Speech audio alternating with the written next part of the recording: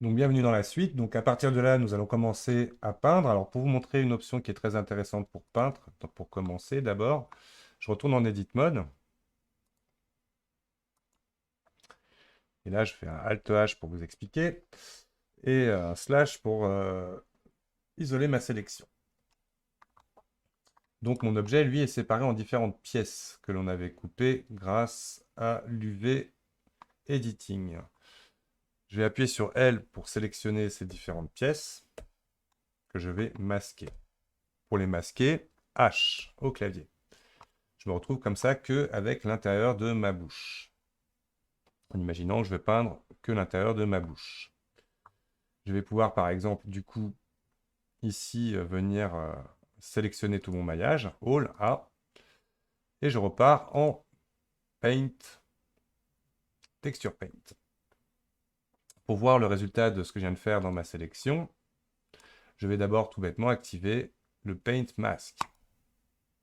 Et là, je ne vois plus que l'intérieur de ma bouche. Vous pouvez choisir quand vous faites votre peinture, si vous voulez voir ou pas votre lissage sur votre géométrie.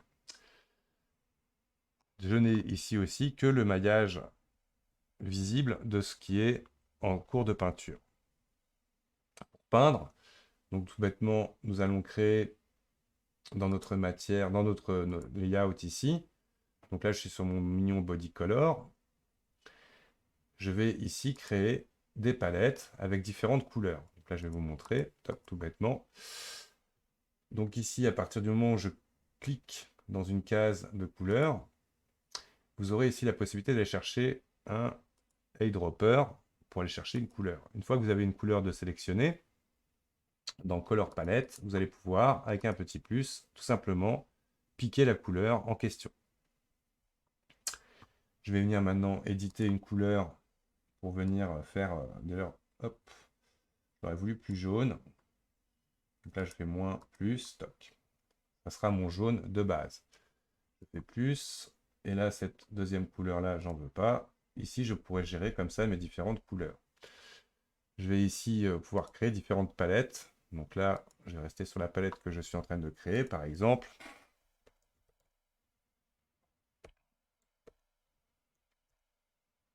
Toc. Je vais changer donc ma couleur maintenant pour une couleur un peu plus chère, légèrement plus foncée, que je vais ajouter. Donc, dans les différents outils de peinture, donc pour ça, déjà, pour aller dans la partie configurée, nous allons aller dans le Texture Paint. Donc ça, c'est la configuration par défaut du Texture Paint, auquel je vais rajouter un panneau, un layout, tout bêtement, du Shader Editor. Pour avoir à la fois mon shader, je ne veux pas le panneau latéral, j'appuie sur N de mon clavier. Et là, vous allez pouvoir, comme ça, régler votre interface de manière optimale pour la peinture.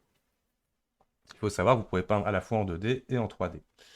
Donc, à partir du moment où j'ai ma couleur de sélectionner avec mon pinceau, si jamais je change d'outil, donc là je parle vraiment des deux uniquement qui utiliseront les couleurs, il ne faudra pas oublier de choisir la couleur que vous voulez. Donc on imagine, je veux remplir tout ce qu'il y a ici. Tout bêtement, je prends mon fil et je viens cliquer sur ma géométrie. Normalement, il va remplir tout d'un coup, en fonction de mes clics. Alors pour bien peindre aussi des deux côtés, alors là c'est étrange, il me fait des trucs qu'il ne veut pas peindre, que je viendrai corriger avec mon pinceau. Hop, si j'arrive à les faire d'ici, hop. On peut venir cliquer là sur les zones qu'il n'a pas réussi à remplir. Donc là, il a fait tout l'inverse, ce n'est point grave. Hop, on imagine l'outil pinceau. Bien évidemment, vous pouvez revenir en arrière. Je reviens jusqu'avant l'outil plante. Je passe ici en mode pinceau 2D. Je vais baisser là, par exemple la taille et me mettre à 100% de ma couleur. Je vais encore baisser la taille. Et là, je vais pouvoir peindre directement dans cette vue-là. Comme un Photoshop, un Krita ou autre. Alors là, on voit que par exemple, là, l'important, c'est surtout de bien aller jusqu'au bord quand on travaille dans la vue 2D ici. Ça sera bien évidemment plus efficace aussi dans la vue. Alors là, je suis bien en peinture. Alors là, vous voyez, il ne veut pas peindre par défaut. Donc ce que je vais demander dans mes options, le backface culling, qui est décoché. Alors, là, il n'y a plus du tout de peinture de ce côté-là. On va venir le faire ici pour terminer notre maillage. Il ne reste plus que ces petites zones-là à peindre.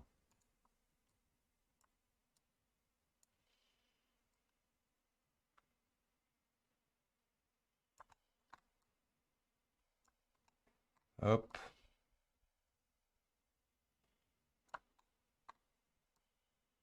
Et voilà.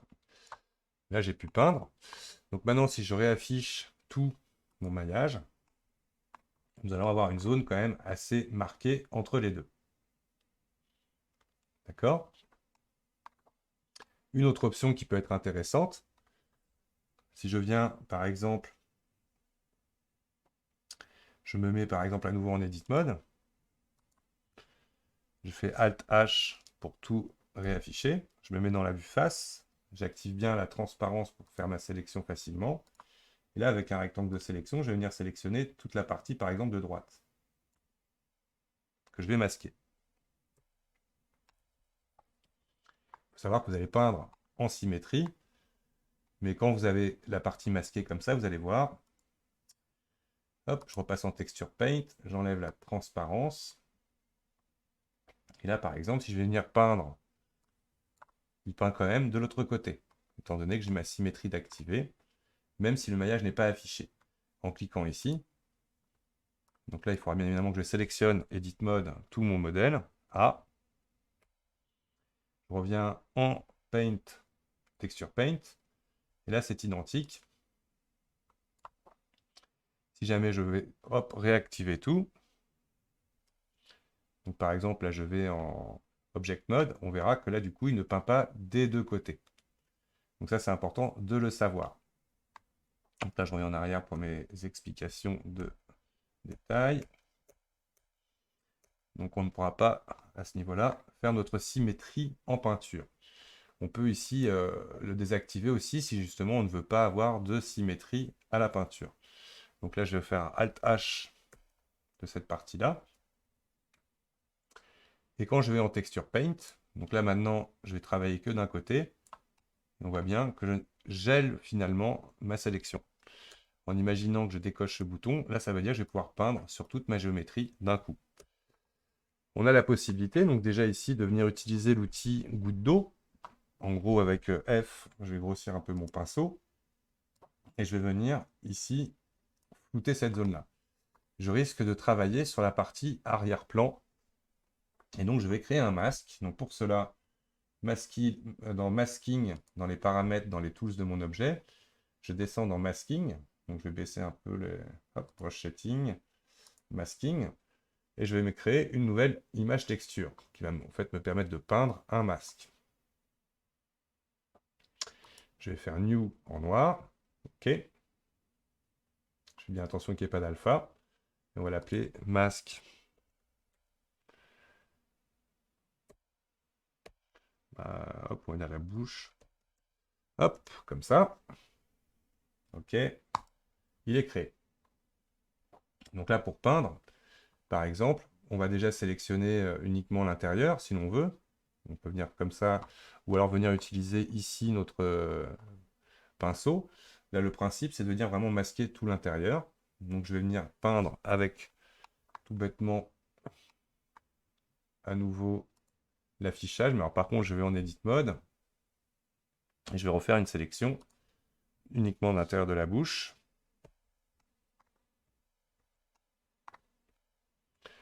Donc, majuscule H pour masquer l'inverse. Je retourne en Paint Mode, Texture Paint. Et là, je vais venir, par exemple, créer un masque et donc peindre sur cette géométrie. Donc là, par exemple, je vais mettre le Strength à 1 et venir comme ça masquer tout ça. Alors rappelez-vous, pour peindre des deux côtés, il ne faut pas avoir backface culling de cocher, sinon vous ne peindrez que la surface que vous voyez.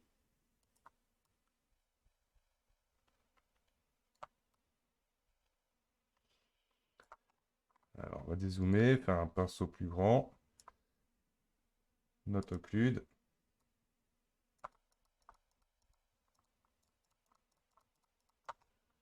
Hop.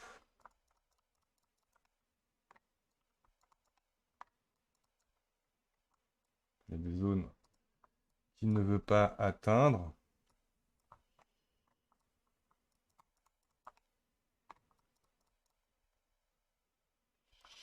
Ça, c'est des choses qui sont un peu étonnantes. Il faudrait voir dans les UV ce qui ne va pas.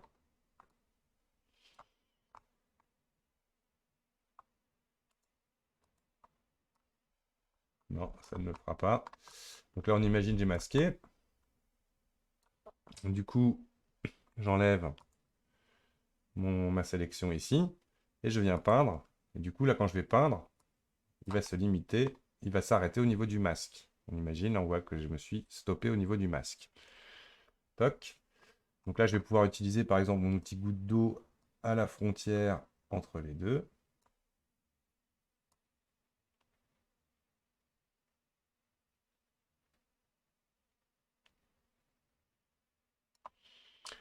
On va masquer le masque en le supprimant directement.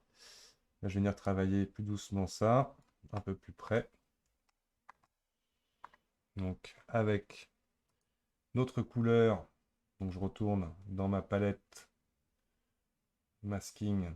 On ne l'utilise pas, hein, donc pour le moment. Donc, je reviens dans mes brush settings. Je prends mon jaune de base. Alors là, j'ai envie de remplir toute ma zone ici directement. Donc, on va déjà venir ici faire ça. Et venir avec notre pot de peinture, hop, prendre le jaune. Vous voyez là, pour bien mettre le jaune que je veux partout, sur tout le reste de ma géométrie. Voilà. Et là, on va venir à nouveau smoother le résultat ici.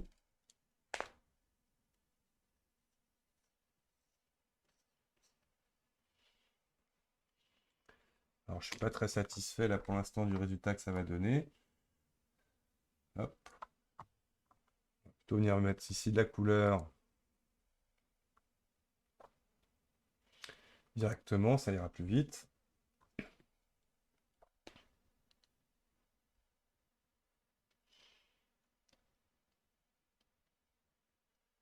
Au cas où, corriger.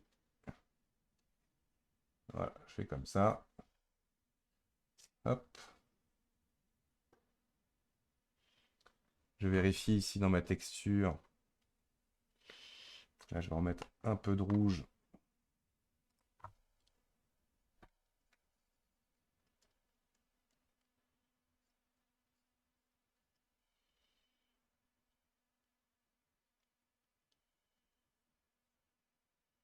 Où je touche pas à la transition à l'ouverture de la bouche. Oups.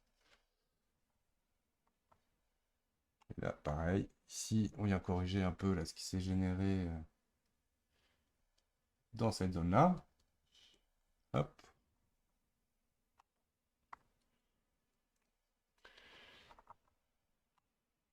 On voit aussi une partie qu'on peut venir faire comme ça. Et c'est plutôt pas mal. Donc là, c'est une première approche de travailler donc avec les différentes possibilités de l'interface, de travailler sur une texture qu'il ne faudra surtout pas oublier au final, dans Images, de la sauvegarder. Et voici mon premier fichier texture. A tout de suite pour la suite.